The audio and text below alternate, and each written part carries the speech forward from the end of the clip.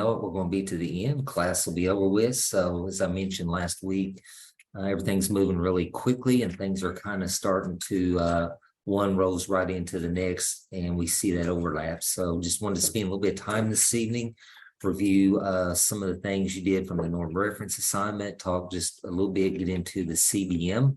Hopefully you guys are well into that and have already started doing some of your testing on that to get some of your data points. And then we're going to talk just a little bit also about the portfolio assignment as well. So real quickly, before we jump into all that, anyone have any questions over the norm reference assessment assignment? What you did? Most everyone's, I think I've got scored and back to you. I think I had maybe one that was in my email, or I'm sorry, on Blackboard this morning. Got a few more that'll be coming in today, but I'd say probably 95% have been scored and returned back to you. So if you have any questions, please let me know. Probably the one thing that differed on the norm reference compared to the informal was asking you to implement the use of the bell curve to help display the data on where your student fell. Some of you guys reached out. We're having a little bit of a challenging time with that. I sent you a document on how to convert, especially if you were using perhaps maybe MAP or another assessment when it was reporting those scores in percentile, national percentile ranking, and how to convert that into standard score. So hopefully that was helpful for you. Any question on norm reference really before we move on? Anybody want to jump back on that? That bell curve thing, would you mind sharing that with me? I can. Yeah, no, I can do that. I can actually go in and post it to SPED 805 resources as well. So I'll do that. It'll probably be easier. That way I know it's accessible for everyone. So basically it shows a bell curve, it shows standard scores, and then right below it, it shows scores as if they reported in national percentile rank. So it shows kind of where they would fall on that. So it's a good comparison, just a good reference, especially if your district uses percentile ranking and how to compare that to a standard score. So it does a conversion for you. It's all lined up together. So you can just pinpoint it. So Tara, I will do that. I'll get it posted in Blackboard and I'll put it on the resources tab. Okay. Something for you to use future reference. So, okay, quickly, let's talk briefly about CBM. So last week and the week before, I really started encouraging you guys to go ahead and jump ahead on that so you wouldn't have so much to do in just a short amount of time. So hopefully you guys have already picked out your instrument that you want to use to assess him, to collect your data points. Again, the goal is to try to obtain 6 if possible. In a regular 16-week course, we do quite a few more of those. Actually, we dedicated about 6 weeks of the semester to that one assignment, which would allow you to collect more data points. So obviously in the 8-week format, we cut that down and condensed it. So anyone have questions pertaining to your CBM and the process that you're in? Does anyone have any difficulties with collecting your data points, getting the information you need up to this point? No, everyone's good on that. No, I do. I have a question. Okay, all right, go ahead, Sally. So my student that I've been using is in kindergarten. Okay. If I test her, well, I have tested her on the CBMs and I realize what parts she's missing, but there's no further back. Do I just keep testing on the same level? I would, yeah, when they're that low, especially kindergarten level. Yes. Okay. Okay, thank you. You're welcome. Any other questions on CBM, maybe with the student you're working with?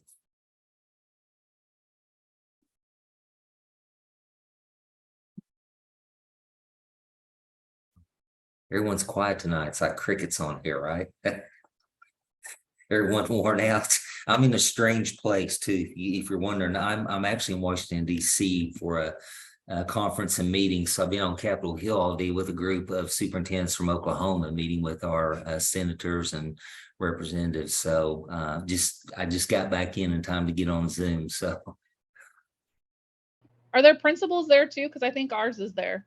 There are some principles. So basically what this is going on this week, it's an advocacy meeting through AASA, which is the National Superintendent Administrator Group. So, and there's some principal groups here as well that we ran into. And so they're going around, representatives. I serve on a state board for a superintendent organization in Oklahoma. So our leadership team came up to meet with our reps. So I'm sure they are. Yeah, definitely. So let's talk, and I can do a screen share and get over to if I need to. Again, the one thing looking at the CBM report, guys, and I did this, I shared it with you last week, and I can certainly do a screen share again, is reminder that the example report that I posted for you guys to kind of guide you on the CBM report that you'll write up. Remember, it's asking for an additional graph on there. And so basically it's asking you to go in and identify the baseline and show it, display it on that graph. Also, it's asking you to identify the intervention line. If you had to do some intervention, perhaps after the baseline was scored, showing that line on there and identifying it as your intervention line, and then putting your data points within that chart and then drawing that line. Hopefully you want to see that line in an upward trajectory, the baseline. Again, if it started going down, tells you it's obviously well above their grade level. So does everyone remember me showing you that last week, or do you need me to go back and reference that? Again, it's in the 805 resources, the comprehensive report, I'm sorry, the CBM report, and it has that additional document on there for you. Any questions on CBM, what we're looking for?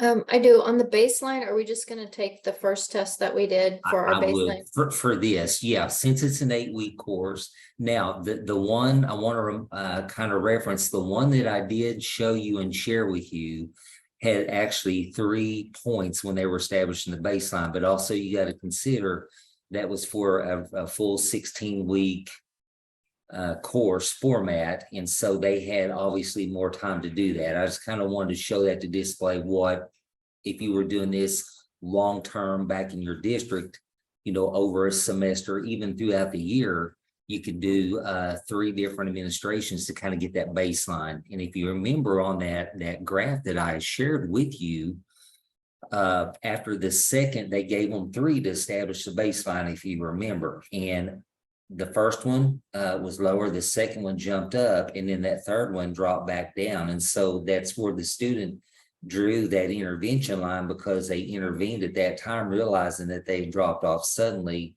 Kind of a red flag. Hey, this is obviously going to be a little bit too difficult. We need to make the modifications, and they did before they gave the probe to collect the 6+ data points they had. For this, I would just do it after your first administration of the probe to kind of get your base, and just when you put that data point on there, just identify it as your baseline. And then from that point on, you can put your other data points on there and then put your aim line and show your trajectory on that. With doing one, Stacy, to get your baseline, and then going from there, if that second time you give it, after establishing that base, if you see a drop, that's where you want to put your intervention, knowing that the score dropped off suddenly, and you got to make an adjustment there. If not, okay, it's continue downward. Okay, that makes sense. Thank you. You're welcome. Also, remember on the syllabus, and I'm gonna go ahead and share this, just kind of point it out to you as you start putting this together real quick, because it is something that's a little bit different.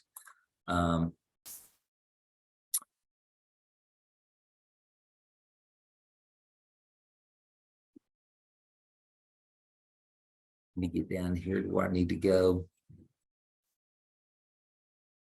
And it was a section on your interventions and explaining the probe, any changes that you had to make. So right here, so we have basically, you have your introduction, identifying information with the students. So a lot of that's the same in the background information. Again, if you use the same student for all these, you can continue using the same background. There's no need to reinvent the wheel.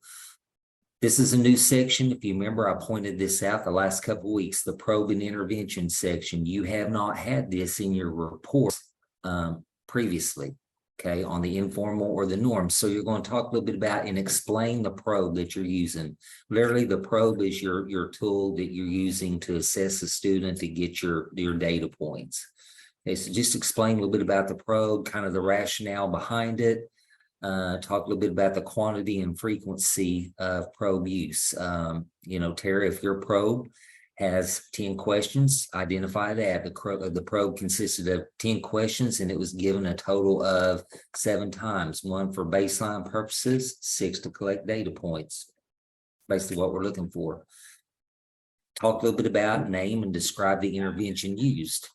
Okay, if you saw that significant dip, you put your intervention line, talk a little bit about what intervention did you employ there and the rationale behind it. And then explain any modification to the intervention. If you had to make another modification as you were collecting the 6 data points, you might describe that. If none, just basically explain no other interventions were needed through the remainder of the probe administration. That's all you got to do.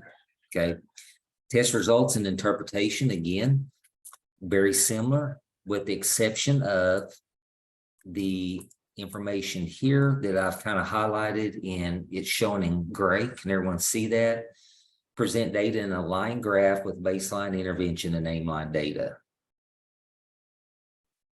Okay, sometimes students tend to just skip right over this part and you'll see that one item alone is 50 points. So that's why I'm really trying to emphasize that to make sure you're aware of it.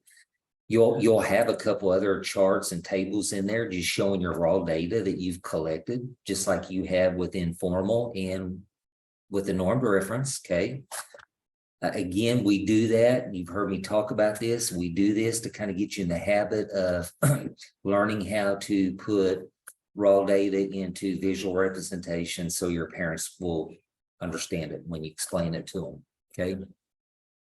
Next thing you'll do is just go and just kind of give an explicit analysis of your result, referring back up to the tables and the charts and how that student performed over the last 2 to 3 weeks. Okay, I put on there the 3 weeks because I started mentioning this about 2 weeks ago to kind of get you started to go ahead and start collecting the data points.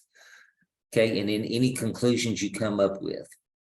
Okay, are you concluding after you collected the data that the student needs some additional interventions, appears to be a lot below grade level, or the student's progressing based on grade level probes that you're administering? We'll talk just a little bit about that. Also, any highlight strengths that you recognized from the data off of this, not necessarily in the past, but on this particular assignment when they're being administered the probes, and then any weaknesses that you see, any struggles that you can identify in that student. So just make sure you mention those.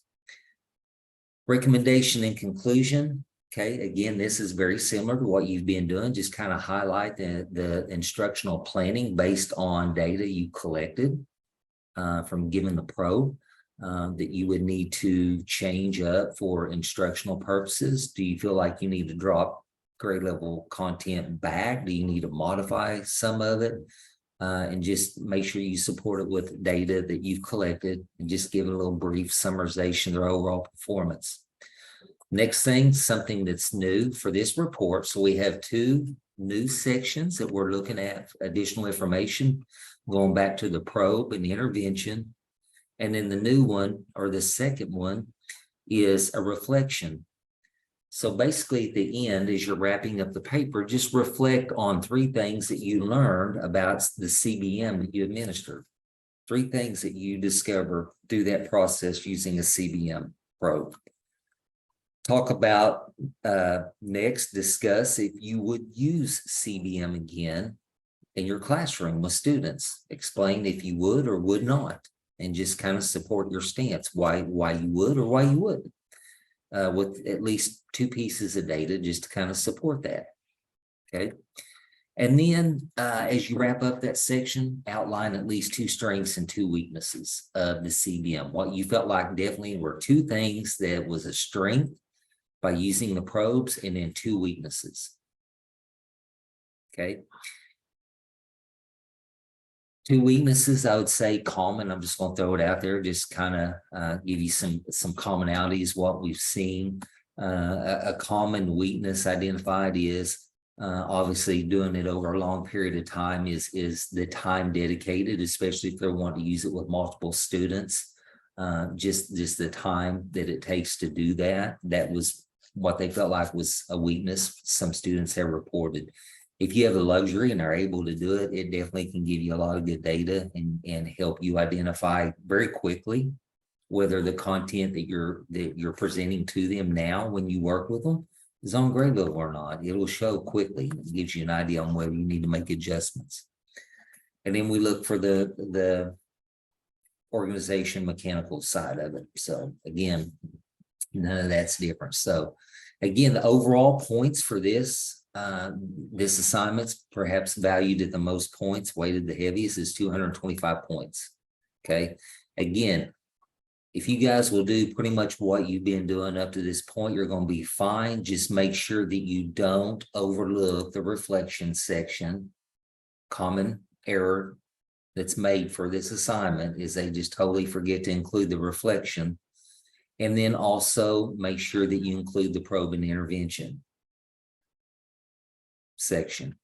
The third thing that's very commonly overlooked is, again, the one item here presenting the graph that shows the baseline, intervention, and aim line. Okay, those 3 things are the 3 most common overlooked items for that assignment. So just kind of want to keep saying that so you don't miss it. Again, everything else is pretty much the same format, what we're looking for. Any questions on that? Everyone feel good so far in that process, what you've done up to this point? Progressing along, no problems, no major concerns that we need to talk about up to this point. Okay, so on this, remember, the norm reference was due just this last Sunday. So here we are starting the next 2-week stretch. So the CBM will be due on the 23rd. But as we look at that, we're going to talk about the next thing, and it's a quick turnaround. If you remember, the portfolio assignment's going to be due right after that on that 26th. Okay, so it's a very short turnaround. So going back to what I've said before, strongly encourage you to go back, make sure you've done those lesson plans up to this point. That's less that you're going to have to worry about here at the end. You finish the CBM, you'll have all your data. You can literally just sit down and do your recording on your mock IEP. Does anybody have any questions on the lesson plan part? I have received a few emails asking me some specific questions on that, so I'll just throw it out to the group tonight. Anybody? I don't know what it is for me, but I am finding the lesson plan extremely difficult. Okay. And, I don't know why it is, but I only do 1 lesson plan though for the 3 informal assessments, right? That's right. Just 1 lesson plan. It's not 3, it's 1. So literally what I would suggest on that, so you gave 3 different informals. There may be 1 of the 3 that has distinct weaknesses that identifies distinct weaknesses of the students. So you can just literally focus on that 1 informal if you need to. You may have 1 weakness from each of the 3. So you can pull 1 weakness from that. So it doesn't matter if it's a combination or if it's just 1. Okay. Okay. Yes. Does that kind of give you some clarity on that?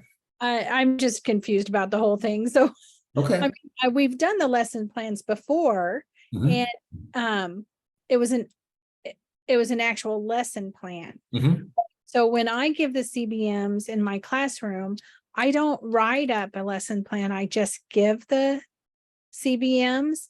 And so I think and even like the informals, I don't usually write down those scores because the computer prints out the. Yeah. Yeah, so basically, so for this class, you just, it's trying to get you to after you administer them, to review the data, look at the raw data you've collected, learning how to present that to the parent, also including visual representation, and then also being able to identify and pick out specific weaknesses pertaining to maybe 1-2 skills that you've taught for the informal or for the norm reference, and then just develop a lesson plan as if you were going to teach a lesson to that student, not your whole class. It's specific to the student that you are testing in order to help him or her just to kind of reinforce the skills that you've identified as being weak. Oh, okay. Okay, so the lesson plan is not intended for you to present it to all your students that you serve or that you work with. It's developing a lesson, pulling the data, identifying the weakness, coming up with a lesson to help address that weak area, to help reinforce that skill set in hopes that student's going to start progressing with that skill. And if you were to go back and reassess them, that you're going to start seeing improved scores. Okay, so I think what I was doing wrong is I was writing the lesson plan about doing informal assessments. But what I should be doing is writing the lesson plan based on the weaknesses that came up from there. That came up from it. That's correct. Okay, thank you. Yeah, That will Does help. that help you? Yes. Yeah.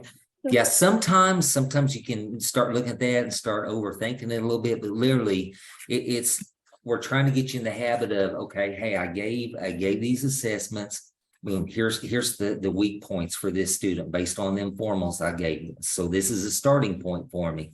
Now I'm going to take what I learned from that data and I'm going to develop a lesson to help strengthen that specific weak area that was identified for that specific student.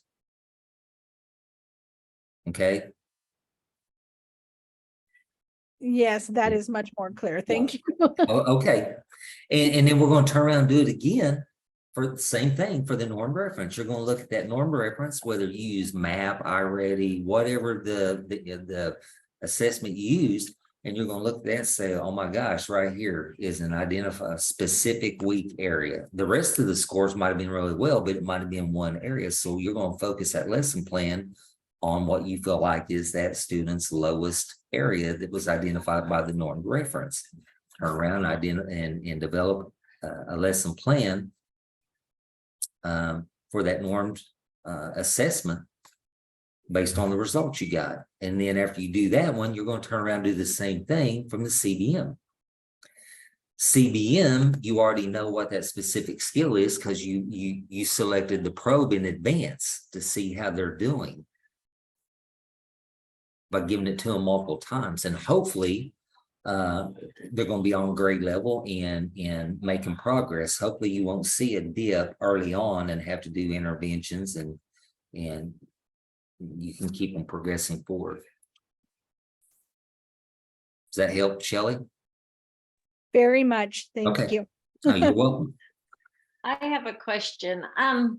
So the lesson plan is going to be as detailed as our lesson plans from our previous classes that we've done. But when we're writing it, we're more focused on just that one student Instead of for the whole group, we're focusing on this one student that you tested. That's correct. Yeah. So when you're doing the CBMs, if you don't see a dip, then what? Is it intervention required, or is that No, just if there's no intervention, you just you note that in your report, in the narrative part in your report, and then also in the probe and intervention section is where you're going to note that no interventions had to be employed due to student success through the multiple administrations of the specific probe selected. Okay, thank you. So that tells you that it's more grade level appropriate versus having to backtrack and drop it down. So that tells you started them off in an appropriate place. And hopefully over those 6 administrations of that probe, you're seeing continuous improvement. Okay, does that make sense?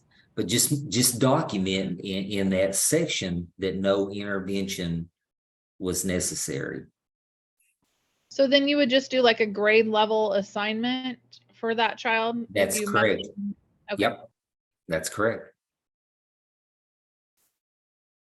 And so if you see significant increases every time, Tara, you might want to consider increasing the difficulty level, bumping it up grade level, if the scores are significantly increasing. Now, if you're seeing slow improvement, probably want to stay kind of in that range of 3 to 4 months of where you're at.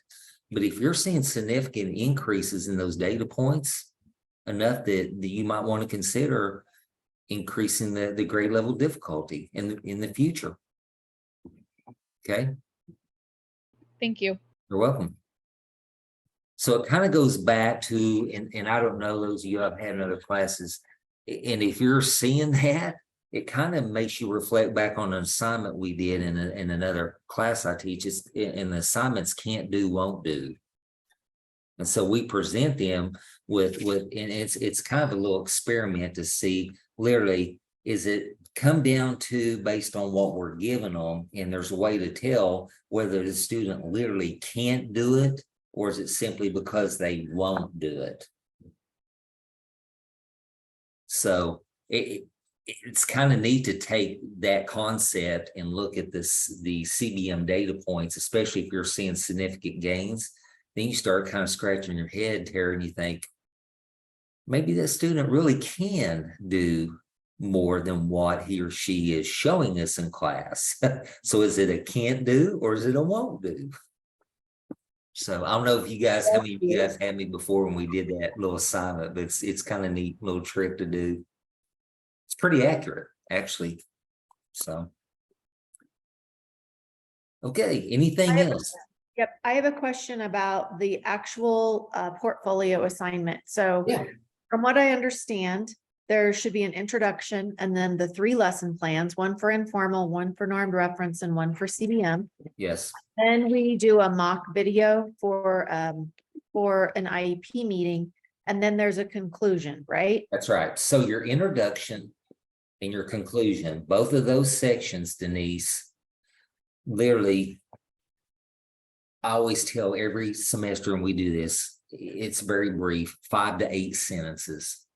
On the Okay. introduction, just kind of explaining, the purpose of it and the content to be included. Then at the conclusion, you kind of wrapping up what your takeaway from putting the portfolio together. And you do that in 5 to 8 sentences. It doesn't have to be anything that's lengthy, multiple pages, literally very brief, 5 to 8 sentences. Perfect. Then the video, about how long is that for an Okay. IEP? Are we just reading something to say, I guess that's where it's real So, fun. yep. So I'm glad you brought that up. That's on my next thing on my talking points. So you're reading my mind. Perfect. I'm gonna scroll down, and this is one thing that I kind of wanted to talk about looking ahead tonight, just taking this class time and to give you some pointers on this, okay? Because that's probably the most commonly asked question. Okay, so I hope I don't make you dizzy scrolling down. So if you look, and I always tell everyone, literally, in order to do this and to hit all the points that I'm looking for in this video, I always tell them, literally, it takes you 10 to 12 minutes to get everything in and do it right. Okay. If you look in the requirements in the syllabus, it says create a 10 to 15 minute video. Okay.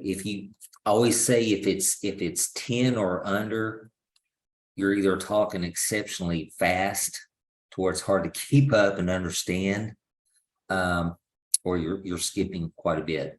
Okay, so I always say you get right around that 12-minute mark, you can effectively cover everything. But I'm going to go over and give you a helpful hint on an easy way to do this that will help, I think, kind of guide you through this. So When we talk about the video, and you heard me briefly mention this last week, you literally can do this, Denise, right where you're sitting right now, where you normally do your Zoom. If you want to do it at your kitchen table, home office, your classroom, wherever you want to do it, that's quiet, you know, you're not going to have any interruptions, any background noise.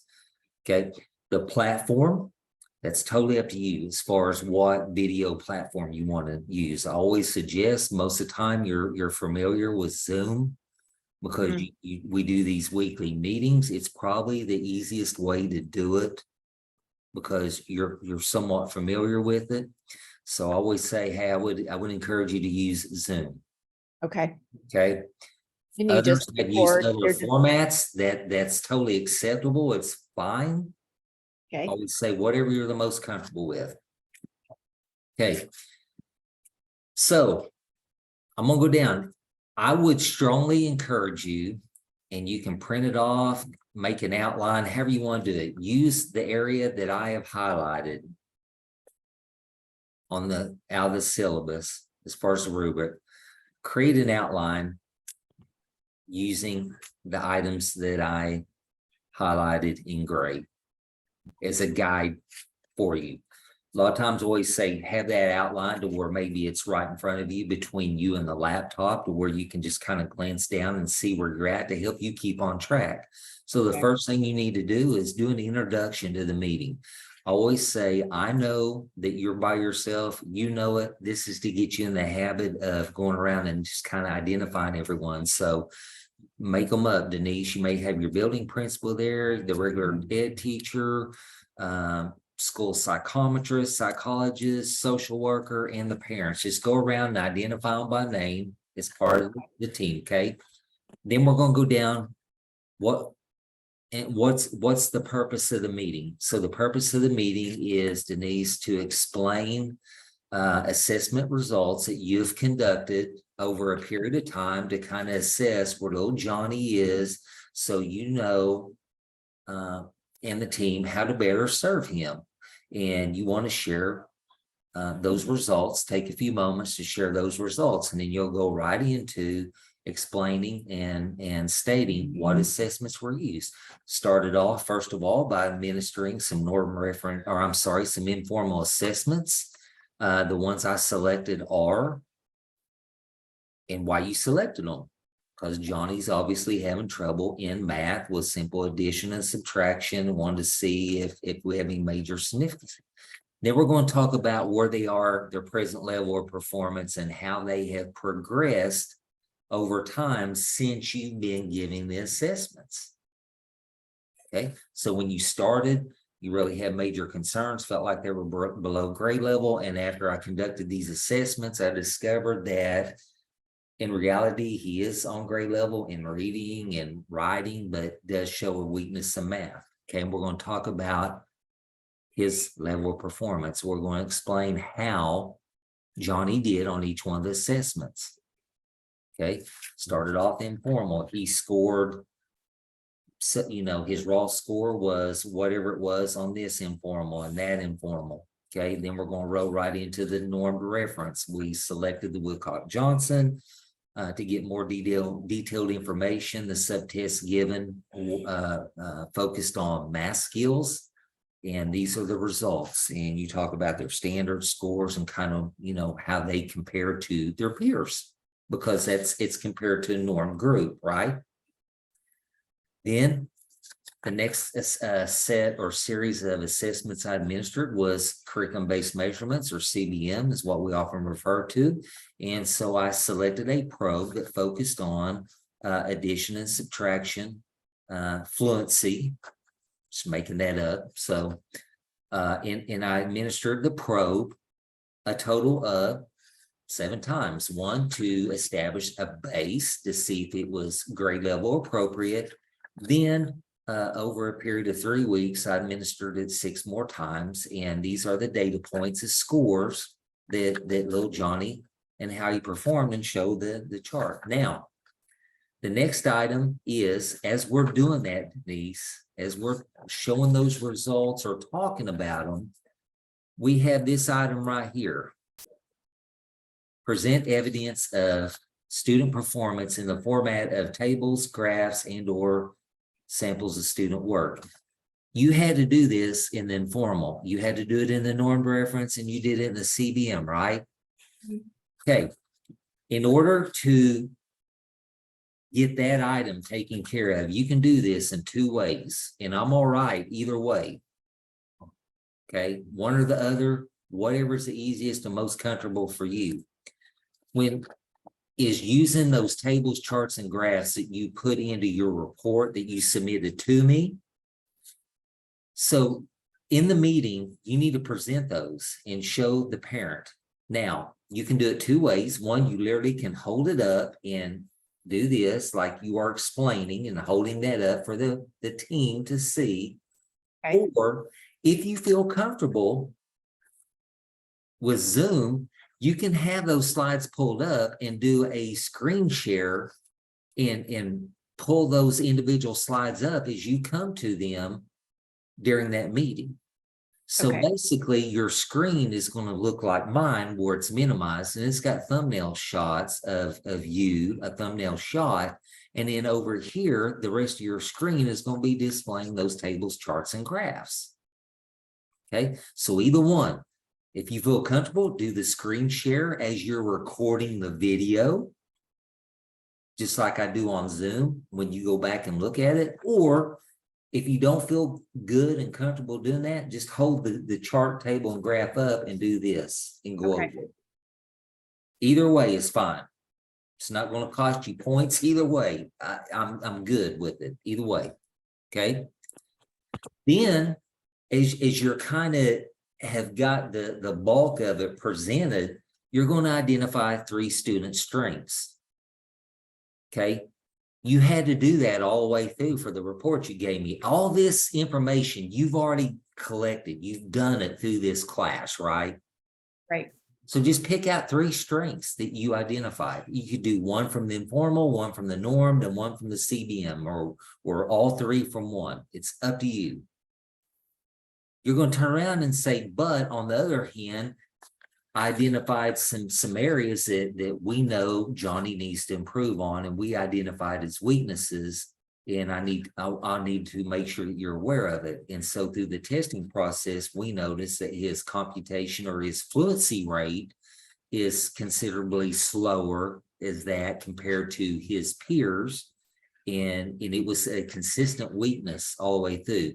A couple other things that we feel like need to work on maybe is Johnny's attention, and also maybe gets easily frustrated.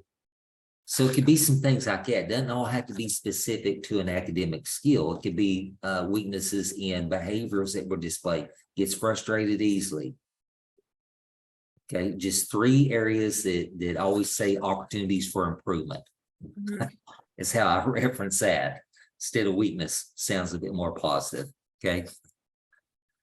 Then we're going to identify 2 short-term SMART goals. Okay. So when I say 2 short-term, I always tell these classes, the 805 short-term, we're talking about quarter, 9-week period. Two goals that we want to establish you do for the group that you would like to see Johnny accomplish in 9 weeks. Okay, after this meeting. Then we're going to identify 2 long-term SMART goals. I always say long-term. I always say looking ahead when you come back for an annual meeting. Like a year down the road, a year from that meeting is what I always say. Long-term, looking at a year. Short-term, we're looking at a quarter, 9-week period. Then as you're getting near the end, you set these goals, Denise. We've got 2 short-term goals, 2 long-term. Then as you're wrapping up, in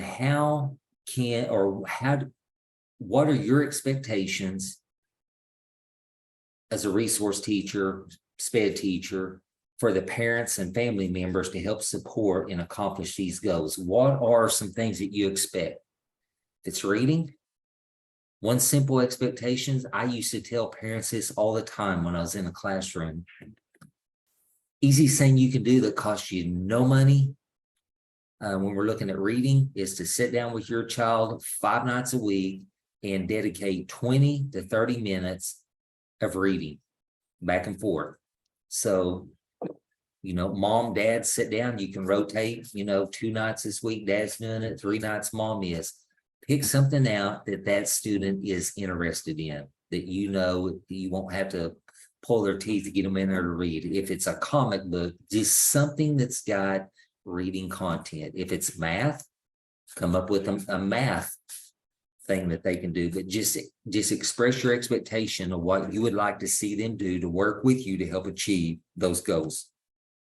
Okay. Then in conclusion, as we conclude the meeting, is there any questions you have of me as I work with your child, Johnny? Give them an opportunity to ask any type of question or clarification. So that's basically what we're looking for. If you will put that, like I said, on an outline format in front of you between you and your laptop when you're doing this, and kind of glance down, it's the easiest way to stay on track and know you're hitting all those points. And you can simply just glance down and look at it. Right. Okay. The thing is, on presentation skills, okay, encourage questions or input. You usually do that in the conclusion. So again, as we conclude the meeting, do you, Mom, do you have questions that you would like to ask of me that I could clarify for you based on the data that I present and the information? Okay. Looking for a flow on this. Okay. And it's to get you in the habit of being prepared when you go in there. There's nothing worse than going into an IEP meeting and darn good and well that teacher's not prepared because they're fumbling around trying to find information, and their desk is a mess, and there's a lot of pauses, and it's obvious that they're not prepared. Okay, so I'm looking for a natural flow to the meeting. That's what we're looking for.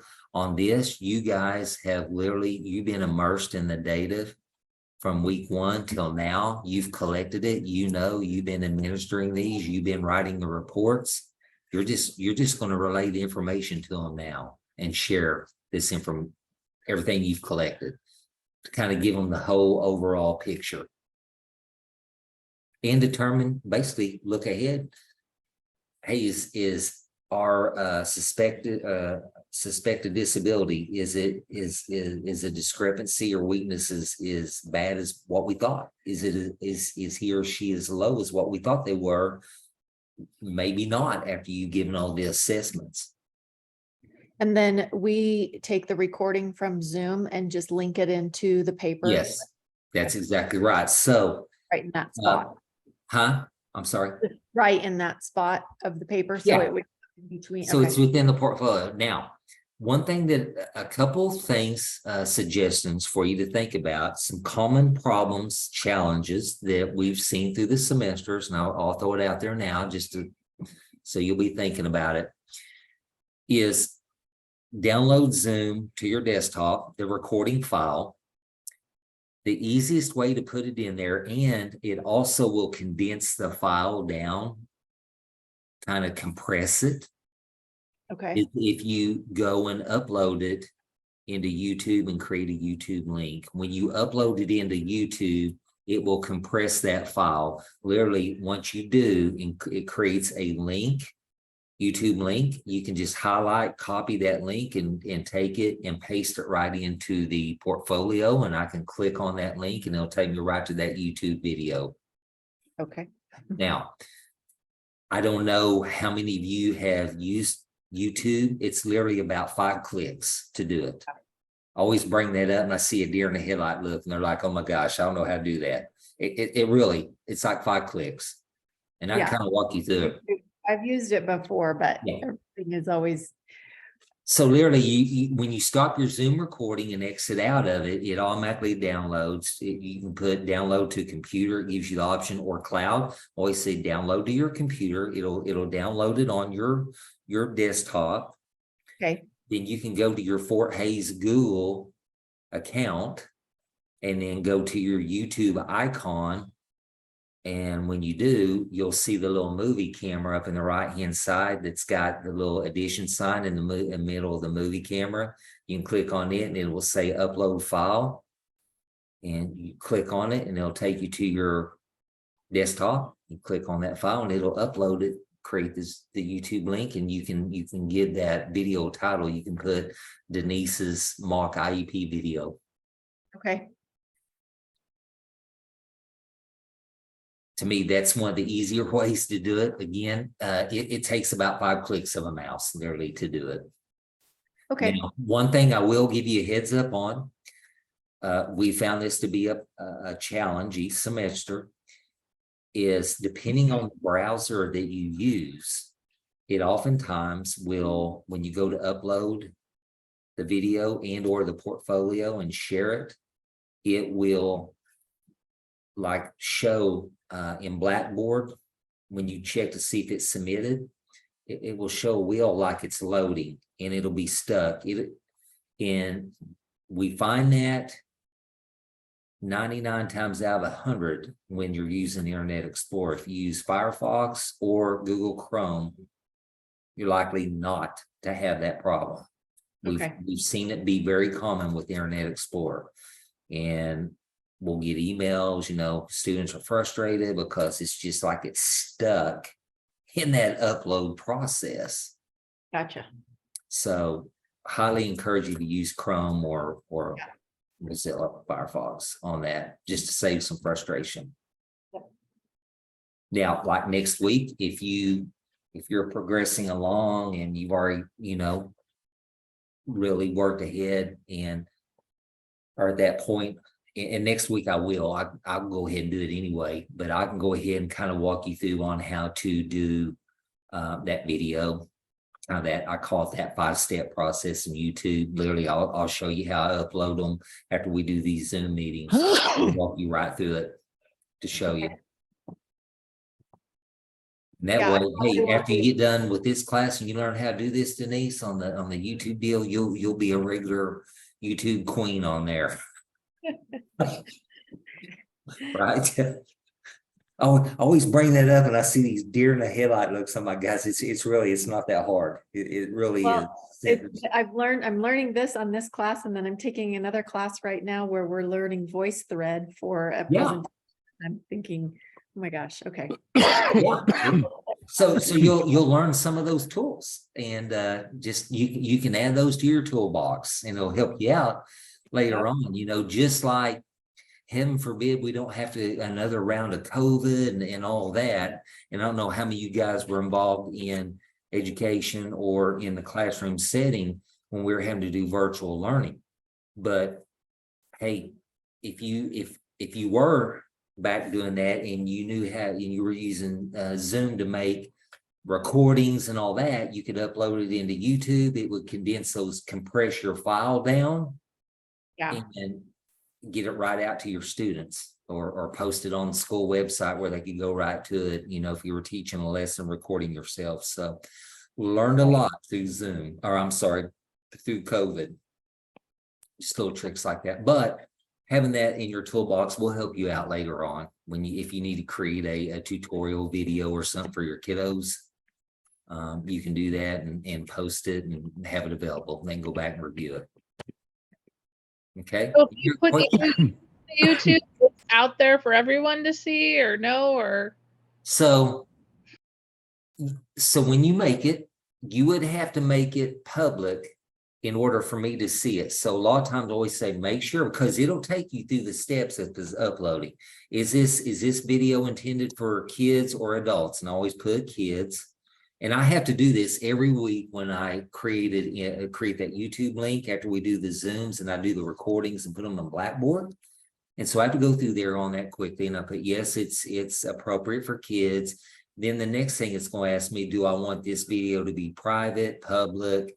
So you're going to have to make sure, if you're sharing it with me, that you leave it public so I can access it and look at it. After the class, if you want to go back in and make that private, you can, but until I get it scored, reviewed, you need to make sure it's public so I can access it and look at it. But you're in control of that. You can Okay. always go back and make it private after this class is over. And that way no one can get to it except for you. Well, I'm just terrible with like technology, so I might be 5 clicks too short and not get it right. So I was Well, hey, and I can even show you how to go back and change it. Like, so we'll dedicate time next week. I'll literally walk you through a mock setting. If Thank you need to, you can take a few Perfect. notes along the way, and I'll show you specifically where to do that. So I just kind of wanted to talk through a little bit of that this evening, and I'll walk you through that next week. We'll just dedicate that time next week for showing you how to do that. And then I can walk you through, I'll create a mock portfolio and I'll just walk you through the steps in our Zoom session next week. Plus I'll record it. You can go back and watch it if you need to. So we'll Fantastic. do that to make sure everyone's in good shape on that. So That would be helpful. that'll be a good time because that'll be about the week prior to CBM being due and also the portfolio. So it'll be fresh on your mind, and then that recording will be there for you to go back and watch as well. Okay. Perfect. It's hard to believe it's already coming up toward the end. We're on the downhill slide now. So Which just means summer's almost over. summer's almost over. It's gone by quick. Guys, I would really encourage you, with this coming up the 23rd, and especially if you're a little bit ahead on collecting your data points, go back and pull up that lesson plan template and knock out the one for the informal on the norm reference. Just to help yourself out at the end so you're not feeling so rushed or frustrated or in panic mode. Yeah. Okay. It just saves some of your workload, especially we're kind of in that in between. And again, if you jumped ahead and start collecting those data points, it gives you just a little bit of breathing room where like, hey, I can pull off for a day or so and at least knock those out and be Right. done with it. Okay. I did have a question on I know I asked you this in the email, but for each of the lesson plans, do we need to address a separate IEP goal for each plan? Is that, I Yeah. just want to make sure I'm doing it right. Yes, Okay. that's correct. Okay. Any other questions before we wrap up? I'll stop my screen share.